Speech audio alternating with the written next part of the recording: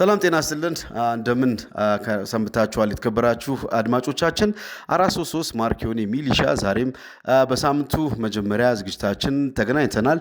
ትላንት በእንግሊዝ ፕሪሚየር ሊግ በስታንፎርድ ብሪጅ በጉጉት ሲጠበቅ የነበረው የለንደን ደርቢ በሁለቱ ታላላቅ የለንደን ክለቦች ቼልሲ እና አርሰናል መካከል ተደርጎ 1-1 በሆነ አቻ ውጤት ተለያይተዋል።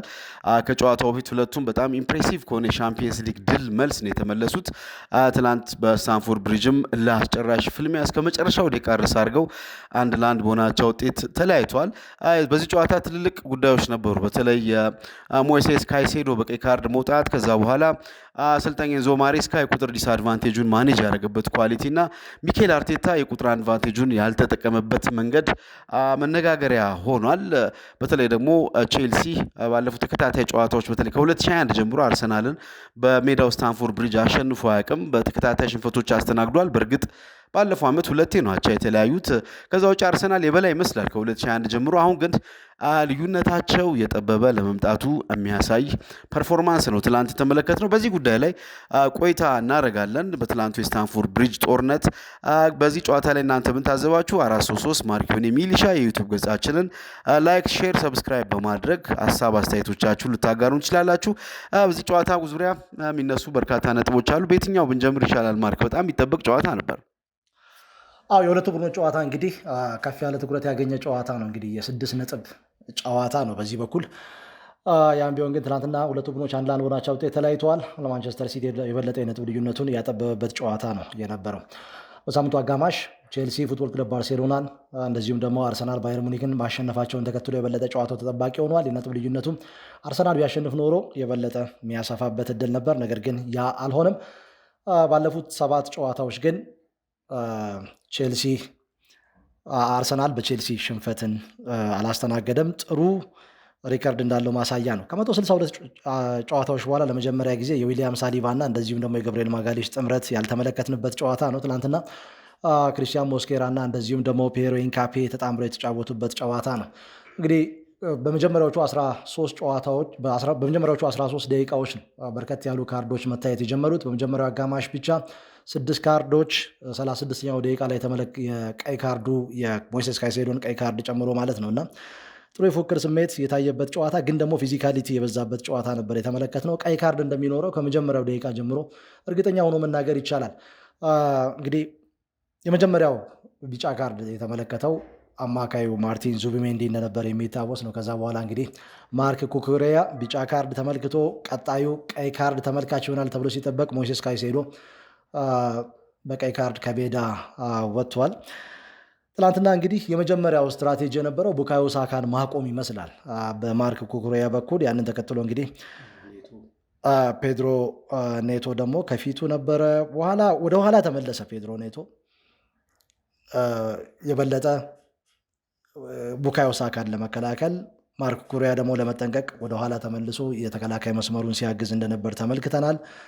ከቀይ ካርዱ በኋላ አርሰናል አድቫንቴጅ የወሰደ ይመስል ነበር። ነገር ግን በሁለተኛው አጋማሽ ገና እንደተጀመረ ነው ትሬቮ ቻሎባ አርሰናል ላይ ጎል ማስቆጠር የቻለው በቆመ ኳስ። ቼልሲ በዚህ ረገድ እንግዲህ 7ኛ ጎሉ ነው ከማዕዘን ምት በዚህ ውድድር ዘመን። አርሰናል 8 ጎሎች አሉት፣ ቼልሲ 7 ጎሎች። አርሰናል ቀድሞ ጎል ቢያስቆጥር የበለጠ ጨዋታውን መቆጣጠር ይችል ነበረ። ነገር ግን ቼልሲ ጎሉን ማስቆጠሩን ተከትሎ የበለጠ የጨዋታ እቅዱን ተግባራዊ እንዲያደርግ፣ ተከላክሎ መልሶ ማጥቃት እንዲጫወት፣ አልፎ አልፎ ኃይልና ጉልበት የቀላቀለ እንቅስቃሴ እንዲያደርግ አድርጎታል። እንግዲህ አርሰናል ሁለተኛው አጋማሽ ላይ ወደ አጸፋዊ ምላሽ ሰጠ። ሁለተኛ ጎል ያስቆጥራል ተብሎ ሲጠበቅ ያ አልሆነም።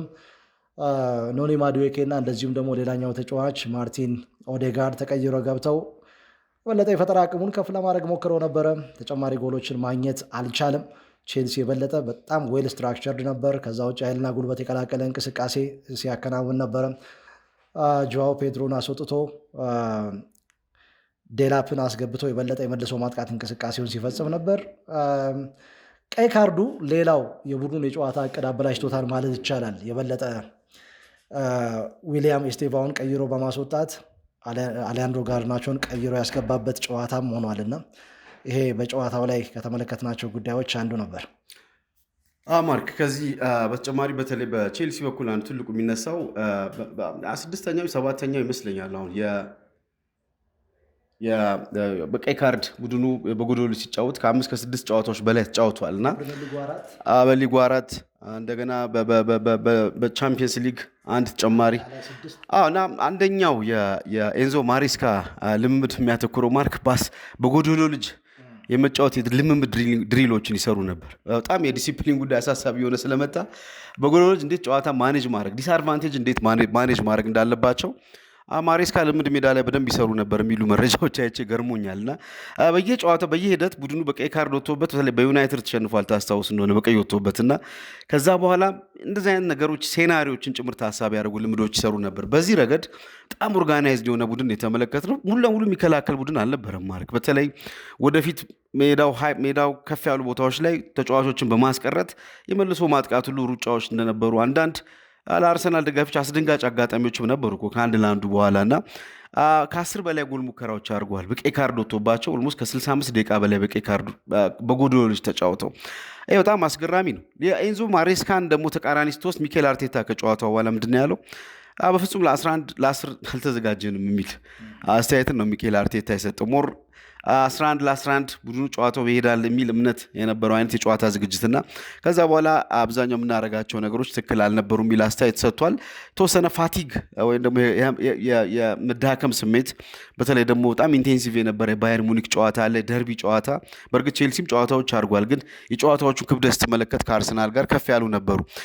ከዛ ውጭ ግን ተቀይሮ የገቡ ተጫዋች ዴላፕ እንዳልኩ ተቀይሮ ገባ። የቆመ ኳስ መከላከል ላይ ቡድኑ ሲያግዝ ነበር ተደጋጋሚ በቆሙ ኳሶች ወቅት በማጥቃትም ወቅት እንደዚሁ ብዙ ለሰርቪስ ተርቦ የነበረ ተጫዋች ነው። ሞር በአብዛኛው የቆሙ ኳሶችን ለመከላከል ግን ቡድኑ ሲያግዝ ተመልክተናል። እና እያንዳንዱን ሚኒት እያንዳንዱ ደቂቃ ማኔጅ ያደረገበት መንገድ ለኤንዞ ማሬስካ አሰልጣኝ ኤሊት አሰልጣኝ መሆኑ በደንብ የሚያሳይ ይመስላል። ከዛ ውጭ ግን አንዱ ትልቁ የሚነሳው በአርሰናል በኩል ያው ስኳድ ዴፕዝ ነው። ትላንት የሞስኬራ እና የኢንካፔ የሳሊባ አለመኖር ድንጋጤ ፈጥሮ ነበር። ምንም የተወራ ነገር አልነበረም። በልምድ ሜዳ ነው ጉዳት ያጋጠሙ፣ ሲሪየስ አይደለም አርቴታ እንዳለው። ነገር ግን ሞስኬራ እና ኢንካፔ ስታንፎርድ ብሪጅ ላይ በጣም ፎርም ላይ ያለ ቡድን ገጥመው ሁለቱ ስትመለከት አስደንጋጭ ነው። ከዚህ ጨዋታ በፊት በብራይተን ኤንድ ሆቭ አልቢዮን የካራባ ዋንጫ እነዚህ ሁለት ጨዋታ አብረው የተጫወቱት እና ከነበረው ጫና አንጻር ተወሰኑ በሁለት ጨዋታዎች መካከል ነርቨስ የመሆን ሲቹዌሽን ነበር። በተለይ ኢንካፔ በአንድ አጋጣሚ ለኔቶ ጥሩ እድል ሰጥቶት ኔቶ ያባከነው ኳስ የሚጠቀስ ነውና ቢጫ ካርድ ሁለቱም ተመልክተው በቀጭን መንገድ ላይ ነበር ሲጓዙ የነበረው። ዲሲፕሊን ትናንትና በተለይ የአልቢትሩ ካርዶች አርሰናልን ሃንዲካፕ ያደረጉት ያሰሩት ይመስለኛል። ማርክ ሁለቱ ተከላካዮች ቢጫ አይተዋል። ካላፊዮሪ ቢጫ ካርድ አይቶ በሉዊስ ኬሊ ተቀይሮ ገባ። በኋላ ከ8 ደቂቃ በኋላ ቢጫ አይቷል። ዙቢሜንዲ ቢጫ አይቷል። ይሄ ማለት አርሰናል ሞር በጥንቃቄ በሙሉ ኃይሉ እንዲጫወት አላደረገውም ጨዋታውን እና ይበልጥ በጥንቃቄ ምክንያቱም ቼልሲዎች ሰከንድ ሃፍ ላይ ፕሮቮክ እንደሚያደርጉ በተለይ እንደ ኤንዞ ፈርናንዴዝ አይነት በአርጀንቲና ብሔራዊ ቡድን በተደጋጋሚ የሚያደርጉት ነገር ትላንት እንደዚህ አይነት ነገሮችን ሲያደርጉ ተመልክተን ነበር። የአርሰናል ተጫዋቾች ቡሊ ማድረግ ሌላ ሪያክት እንዲያደርጉ ፕሮቮክ የማድረግ ነገር ነበርና በቀጭን መንገድ በሙሉ ካፓሲቲ ተጫውቷል ለማለት ያስቸግረኛል። ማርክ ትላንት አርሰናል ከዚህ ከካርድ ፍራቻ ጋር ተያይዞ እና በጨዋታው ላይ ግን መጨረሻ ላይ ነጥብ ተጋርቶ መውጣቱ በፖዚቲቭ መንገድ የሚታይ ይመስለኛል። ተቀይሮ የገቡ ተጫዋቾች ግን ማርክ የፈጠሩት ተጽዕኖ ለእኔ በጣም ዝቅተኛ። ኖኒ ማዱዌኬ ለቀድሞ ክለቡ ፕሩቭ ማድረግ የፈለገው ነገር የነበረ ይመስላል እና ከልክ በላይ ጉጉት ነበረው። ምንም ነገር አልሰራም። ኦዴጋርድ ወደ ሜዳ ተመልሷል። ሜዳ ላይ ተወሰነ በተለይ ወደፊት ማጥቃቱ ሰስቴን እንዲያደርግ ለማድረግ ሲሞክር አይተናል፣ ግን በቂ አልነበረም።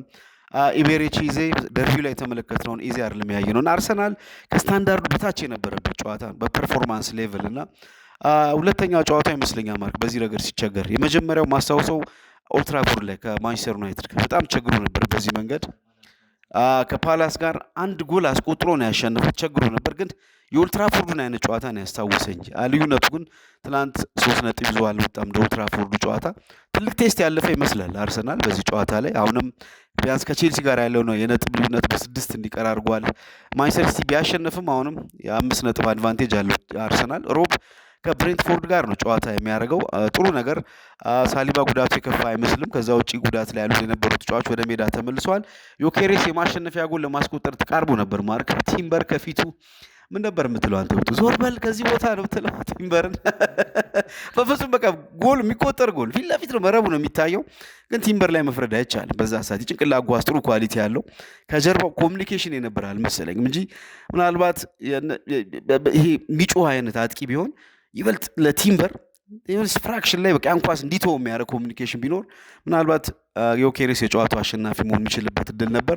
ከአጠቃላይ የጨዋታው ባህሪ አንጻር ግን ስትመለከተው 1-1 ለአርሰናል መጥፎ የሚባል ውጤት አይደለም። ለቼልሲ ግን ይሄ ቡድን በትክክል ሲሪየስ ኮስታራ ቡድን እንደሆነ እያየ ነው። በተለይ ትናንት ግብ ጠባቂው ሳንቼዝ የሚቀርቡበት ትችቶችን በሙሉ እያሸነፈ እየመጣ እንደሆነ የሚያሳይ በጣም ጌም ዊኒንግ ፐርፎርማንስ ነው የነበረው። ማለት 2 ኳሶች ከሜሪኖ ሁለቱም የሜሪኖ ኳሶች፣ እንዲያውም አንደኛው ዮኬሬሽ ኳሱን ካዳነው በኋላ ተመልሶ ሪያክት ያደረገበት መንገድ ጥቂት ቢዘገይ ሜሪ ያን ኳስ ዮኬሬስ ጎል ያስቆጥሮ ነበር። ከዛ ተጋጅተው ዮኬሬስ ቢጫ ካርድ ያየበት። ከዛ በቻሎባና የፎፋና ጥምረት በጣም ጥሩ ነበር። ግን አሁንም ቼልሲ በጣም ኤሊት የሆኑ ሴንተር ባኮች እንደሚያስፈልጉት በደንብ አይተናል። ኮል ፓልመር ከጉዳት ተመልሶ ቤንች ነበር።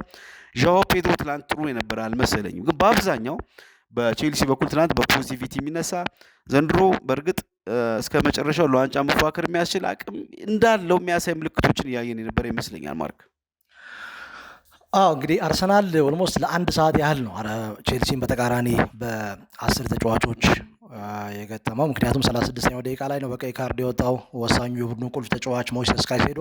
ከዛ በኋላ የበለጠ ኃላፊነቱን ሲወጣ የነበረው ሪስ ጄምስ ነው።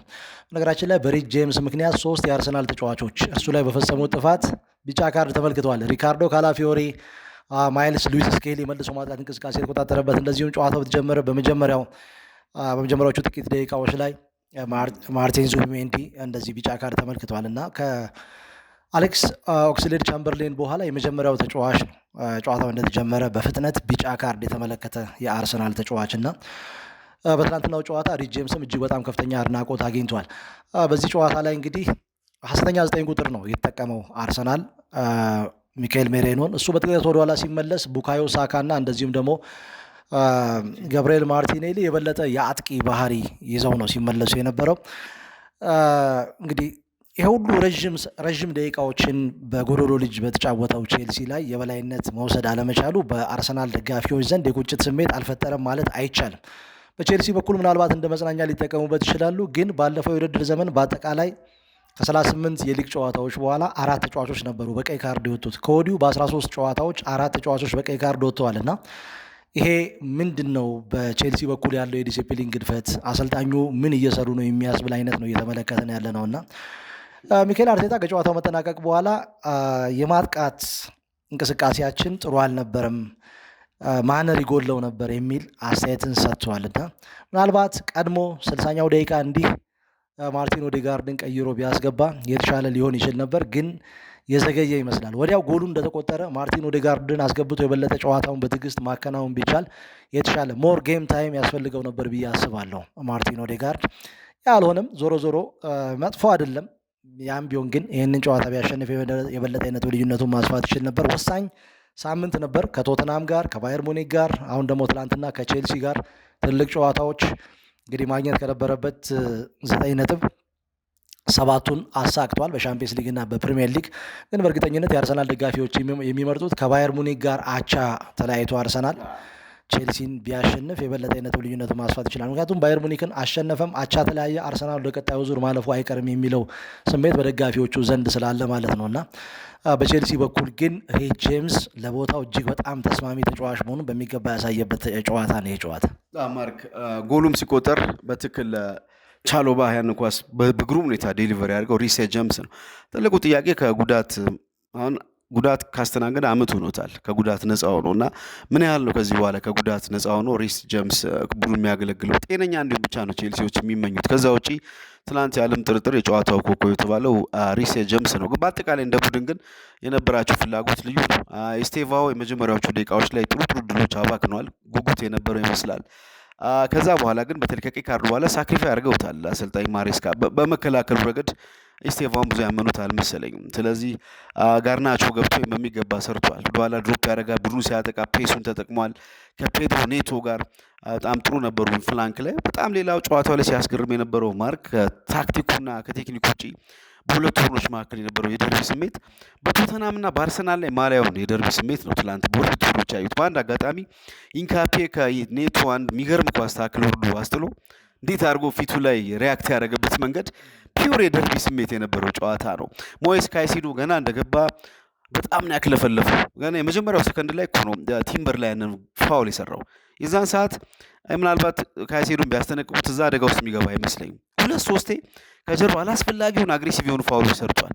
በመጨረሻ ግን የሜሪኖ ጥፋት በቀይ ካርድ እንዲወጣ አድርጎታልና ጨዋታውን ለማሸነፍ ከነበረው የቴክኒክ የታክሲ ጉዳይ በላይ ማርክ ሜዳ ላይ ተጫዋቾች ቲያትሪካል አርት በጣም የሚገርም ቲያትሪካል ነገሮች ያስገርሙ ነበር። በተለይ ከቼልሲዎች ከጎደሉ በኋላ አርሰናሎች ፕሮቮክ እንደሚያደርጉ ያስታውቃል። በተለይ ኤንዞ ፈርናንዴስ እና ኩኩሬያ ይህም በማድረግ በጣም የሚችሉትን አድርገዋል። የአርሰናል ጨዋቾች ፕሮቮክ ማድረግ እና አንዱ ያየሁት በአርሰናል በኩል የአእምሮ ጥንካሬ አይቻለሁ። ትላንቱ ጨዋታ ቡሊ ሲደረጉ ይበልጥ ካልም ሆነው ጨዋታውን መጨረስ። ከዚህ ቀደም ቢሆን በዚህ ባለፉት ዘመናት ትላንት አርሰናል ተጨማሪ በቀይ ካርድ ይወጣበታል፣ ጎሎችም የሚቆጠሩበት ነበር። ግን ይሄ ቡድን ማቹር ያደረገ ቡድን እንደሆነ በዚህ አስቸጋሪ ጊዜ ውስጥም ጭምር ቢያንስ ሜንታሊ ፍራጃይል አልነበሩም። በተለይ ለቼልሲ ተጫዋች ፕሮቮኬሽን በዚህ ነገር ጥሩ ነገር የተመለከትን ይመስላል በሚኬል አርቴታ ቡድን።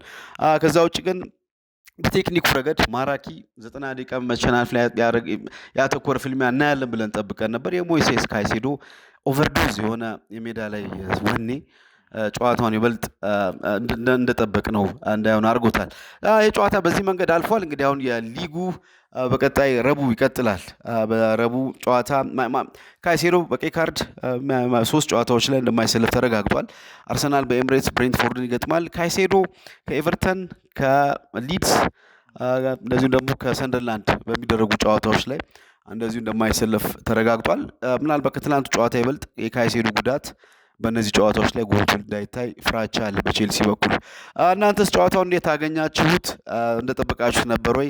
ከዚህ ጨዋታ በፊት አንድ ፕሮግራም ሰርተን ነበር ካይሴዶ ወይስ ራይስ ብለን፣ ግን ካይሴዶ ሜዳ ላይ ብዙ አልቆየም። ግን በጨዋታው ምን ተገነዘባችሁ? ቼልሲ እስከምን ድረስ ይጓዛል? አርሰናልስ ትላንት ይህን ጨዋታ ባለማሸነፉ የሚያሳስብ ነገር አለው ወይ የሚለውን በኮሜንት መስጫ ሳጥን ውስጥ የገባችሁ ሀሳብ አስተያየቶቻችሁን አጋሩን። 433 ጊዜም ለእናንተ አዳዲስ መረጃዎችን ይዞ ለመቅረብ ይተጋል። የዩቱብ ገጻችንን እናንተም ሼር፣ ሰብስክራይብ፣ ላይክ እና የደወል ምልክቱን በመጫን አሁንም ቤተሰብ እንድትሆኑ ጋብዛለን። ማርቆስ ኤልያስ እና ዮናስ አዘዘ ነበርን። መልካም ቆይታ ይሆንላችሁ።